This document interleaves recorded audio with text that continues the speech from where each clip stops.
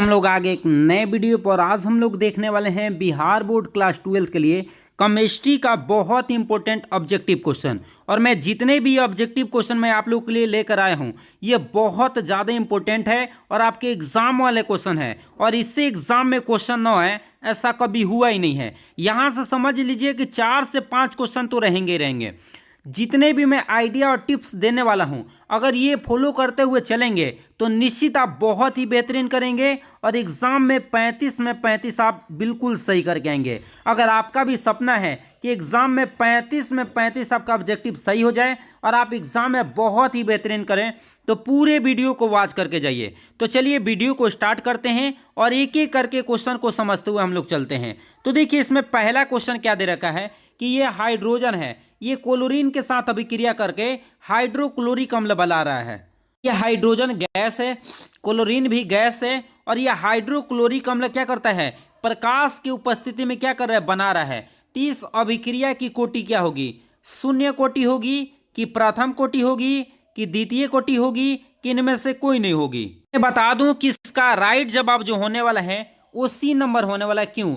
क्योंकि देखिए क्या देखा जाता है, अभिक्रिया की कोटि का परिभाषा आप लोगों ने पढ़ा होगा कि जो भी अभिकारक होते हैं, तो ये वाला अभिकारक है तो H2 अभिकारक है, तो इसके पावर कुछ नहीं तो कितना है, 1 है। और क्लोरीन के भी पावर कुछ नहीं तो कितना है, 1 है। और इन दोनों पावर को आपस में जोड़ेंगे, देखिए पावर 1 और पावर 1, इन दोनों को ऐड करते हैं तो अभिक्रिया कोटि निकाली जाती है। तो अभिक्रिया कोटि कितने आ रही है, 2 आ रही है। इसीलिए इसका राइट जवाब जो होने वाला है ये सी नंबर बिल्कुल क्या होने वाला है, सही होने वाला है। और मैं बता दूं कि अभिक्रिया के कोटि से पक्का एक क्वेश्चन एग्जाम में रहता है।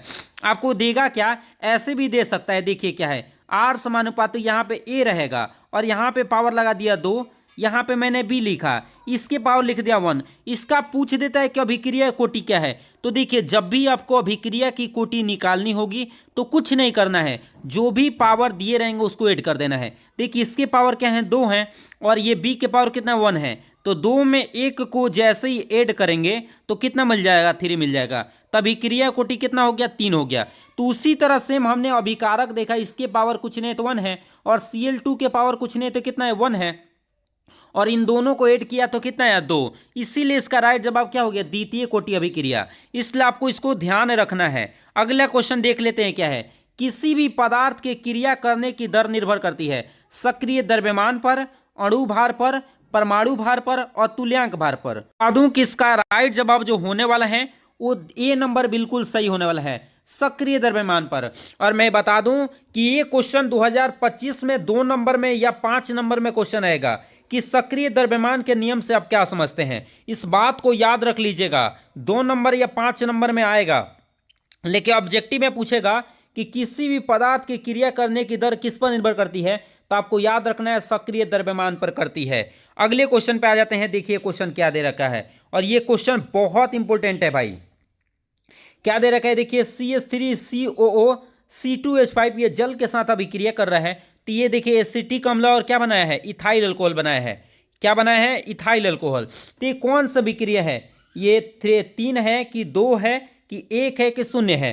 तो मैं बता दूं कि 28 नंबर का जो राइट जवाब होने वाला है वो 2 होने वाली है। क्या होने वाली है, 2 होने वाली है। इस बात को आपको ध्यान रखना है। अगले क्वेश्चन पे आ जाते हैं। देखिए क्वेश्चन क्या दे रखा है कि भौतिक अधिशोषण में लगभग ऊष्मा उत्सर्जित होती है केजी मोल में, केजे मोल में 20 से 40, 40 से 60, 60 से 80 और 80 से 40 से 120। बता दूं कि इसका राइट जवाब जो होने वाला है वो होने वाला है 20 से 40। कितना होने वाला है, 20 से 40। भौतिक अधोशोषण में 20 से 40 ऊष्मा उत्सर्जित होती है, ये भी याद रखिएगा, केजे बाई मोल में। लेकिन वही अगर पूछा होता रासायनिक बंधन के लिए, तो आपको रासायनिक अधिशोषण के लिए पूछा होता तो 30 से आप लोग को याद रखना है 240। कितना याद रखना है, भौतिक के लिए पूछता है तो 20 से 40 ठीक है, लेकिन रासायनिक अधिशोषण के लिए पूछेगा तो आपको याद रख लीजिएगा 30 से 240 होता है। अगला क्वेश्चन देखिए क्या दे रखा है कि निम्नलिखित में से किसके लिए हिमांक का नमन अधिक होता है, K2SO4, NaCl, यूरिया और क्या ग्लूकोज। तो मैं बता दूं कि 30 नंबर का जो राइट जवाब होने वाला है वो ए नंबर बिल्कुल सही होने वाला है। ये ए नंबर बिल्कुल क्या है, सही जवाब है। अगला देखिए क्या है, न्यूमेरिकल पार्ट को मैं एक में आप लोग को बताऊंगा, क्योंकि जितने भी न्यूमेरिकल से क्वेश्चन आते हैं, कहाँ कहाँ से क्वेश्चन आते हैं और कैसे क्वेश्चन आते हैं, उसके लिए एक न्यूमेरिकल पार्ट के लिए मैं क्वेश्चन लाने वाला हूँ, एक आक्सीकरण संख्या के लिए लेकर आने वाला हूँ। देखिए जितने महत्वपूर्ण टॉपिक है वहां से मैं एक वीडियो आप लोग के लिए लेकर आऊंगा, ताकि आप एग्जाम में बहुत ही बेहतरीन करें। अगले क्वेश्चन पे आ जाते हैं। देखिए क्या है, उत्प्रेरक एक वस्तु है जो क्या करता है, उत्पाद के साम्य अवस्था सांद्रता को बढ़ा देता है, प्रतिक्रिया के साम्य अवस्था स्थिरांक को परिवर्तित कर देता है, साम्य अवस्था प्राप्त करने के समय को कम कर देता है, और प्रकृतिया में ऊर्जा प्रदान करता है। तो मैं बता दूं कि 32 नंबर का जो राइट जवाब होने वाला है वो बी नंबर होने वाला है।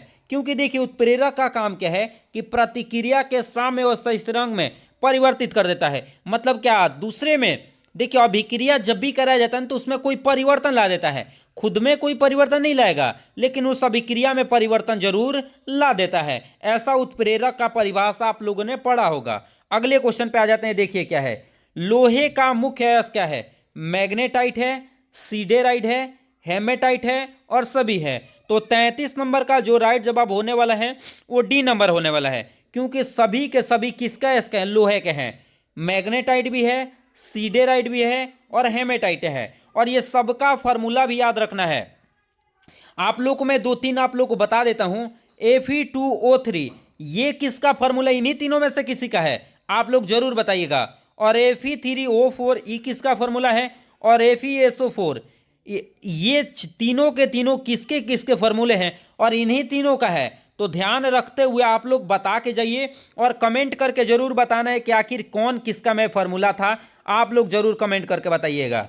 अगला देखिए क्या है, जिंक ब्लेड अयस्क का सांद्रण किस विधि से होता है, गुरुत्वीय पृथक्करण विधि, चुंबकीय पृथक्करण विधि, फेन उत्प्लवन विधि, इनमें से कोई नहीं। तो मैं बता दूं कि 34 नंबर का जो राइट जवाब होने वाला है वो सी नंबर होने वाला है। जितने भी सल्फाइड अयस्क होते हैं उनका सांद्रण किसके द्वारा होता है, तो फेन उत्प्लवन विधि के द्वारा क्या किया जाता है। अगला देखिए क्या है, स्प्लेटर क्या है, शुद्ध जिंक है कि अशुद्ध जिंक है, कि अशुद्ध एल्युमिनियम है, कि अशुद्ध पारा है। तो मैं बता दूं कि 35 नंबर का जो राइट जवाब होने वाला है वो होने वाला है बी नंबर। अशुद्ध जिंक जो होता है वो स्प्लेटर होता है। अगला साधारण नमक का सूत्र क्या होता है, NaCl, KCl, NaOH और KClO3। तो मैं बता दूं कि 36 नंबर का राइट जवाब क्या होने वाला है, NaCl होने वाला है। ये तो हर कोई जानता होगा कि साधारण नमक का सूत्र क्या होता है, NaCl होता है। अगला क्वेश्चन देखिए क्या है, किस अणु का द्विध्रुव आघूर्ण शून्य होता है, NF3, BF3, ClO2, CH2 और Cl2। तो 37 नंबर का जो राइट जवाब होने वाला है वो बी नंबर बिल्कुल क्या होने वाला है, सही होने वाला है। अगला क्वेश्चन देखिए क्या, H3PO3 ये क्या है, एक भास्मिक अम्ल है, द्विभास्मिक अम्ल है, त्रिभास्मिक अम्ल है, इनमें से कोई नहीं। तो 38 नंबर का जो राइट जवाब होने वाला है वो बी नंबर बिल्कुल सही होने वाला है।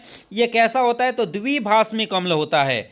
अगला देखिए क्या है, हीरे में कार्बन का संकरण है, sp3 है, sp2 है, sp है, dsp2 है। तो 39 नंबर का जो राइट जवाब होने वाला है आप लोग ध्यान रखिएगा, ए नंबर बिल्कुल सही होता है। और मैं आप लोगों से पूछता हूं कि CO2 का क्या होता है, CO2 भी कई बार एग्जाम में पूछा गया है, तो इसलिए CO2 का भी आप लोग संकरण बता के जाइएगा। अगर जानते होंगे तो जरूर कमेंट करके बताइएगा, इससे हम लोग को भी पता लगता है कि आप लोग कितना पढ़ रहे हैं और कितना आप लोग को याद है और कितना मेहनत कर रहे हैं। अगला क्वेश्चन देखिए क्या है, समुद्री जल में पाए जाने वाला तत्व है, मैग्नीशियम है, सोडियम है, आयोडीन है, इनमें से कोई नहीं। तो मैं बता दूं कि 40 नंबर का जो राइट जवाब होने वाला है उसी नंबर बिल्कुल सही होने वाला है। और 5 नंबर में ज्यादातर क्वेश्चन पूछ देता है कि आयोडीन के निष्कर्षण सिद्धांत को बताइए, इस बात को भी आपको ध्यान रखना है। अगला क्वेश्चन देखिए क्या है, किसका +2 ऑक्सीकरण अवस्था सबसे स्थिर होता है, एसएन का होता है कि एजी का होता है कि Fe का होता है कि पीबी का होता है। तो 41 नंबर का जो राइट जवाब हम बता दें तो इसका राइट जवाब डी नंबर होने वाला है, क्या चीज, पीबी आंसर होने वाला है। अगला क्वेश्चन देखिए क्या है, निम्न में से कौन संक्रमण धातु का आयन अनुचुंबकीय होता है। इसके लिए मैं बोला था कि मैं बिल्कुल इसके लिए एक अच्छा सा टॉपिक लाऊंगा जिसमें अनुचुंबकीय कौन होता है, प्रतिचुंबकीय कौन होता है, अयुग्मित इलेक्ट्रॉन कितने होते हैं, समझ रहे ना, ये सब कुछ मैं आप लोग को बताने वाला हूं, तो ये अभी आप लोग ध्यान नहीं रखिए। अगला क्वेश्चन देखिए क्या है, लोहे को जंग लगने से सबसे अच्छा तरीका क्या है? आयरन कैथोड बना के खारे जल में से रखे, ए और बी दोनों, और इनमें से कोई नहीं। तो मैं बता दूं कि 43 नंबर का जो राइट जवाब होने वाला है वो ए नंबर बिल्कुल सही होने वाला है। और देखिए मैं क्या बोलता दूं, ये ऑक्सीकरण संख्या के लिए भी मैं एक टॉपिक लाने वाला हूं, मैं आप लोग को बताया था, और बहुत जल्द इसके लिए टॉपिक लाऊंगा जिसमें पूरे जितने भी ऑक्सीकरण संख्या है आपका डाउट क्लियर हो जाएगा और बिल्कुल आप बहुत बेहतरीन करेंगे। मैं अभी के लिए बता देता हूं, देखिए इसका ऑक्सीकरण संख्या कैसे निकलता है। इसमें Cr का ऑक्सीकरण संख्या निकालना है, तो देखिए इसके लिए हो जाएगा 3, और जिसके लिए निकालना रहता है उसको बोल दिया जाता है एक्स बोल दिया जाता है। और ये देखिए कार्बोलेट आयन, तो इसके लिए -6 हो जाएगा। कितना हो जाएगा? -6 बराबर में क्या हो जाएगा? 0। तो ये 6 जाएगा उधर प्लस में जाएगा, समझ, ये प्लस में हो जाएगा उधर जाए, ये देखिए ये क्या हो जाएगा? माइनस में, इधर जाएगा तो प्लस में हो जाएगा, तो x बराबर +6, और 3 प्लस में उधर भेजेंगे तो किस में जाएगा? माइनस में, इसलिए इसका राइट जवाब 3 हो जाएगा। आपको कुछ नहीं समझ में आया होगा, मुझे पूरा भरोसा है, इसलिए प्लीज आप लोग घबराइए नहीं। मैं बिल्कुल, देखिए प्रतिचुंबकीय अनुचुंबकीय से बहुत सारा क्वेश्चन आ रहा है, इसके लिए मैं बहुत डिटेल आप लोग को बताने वाला हूं।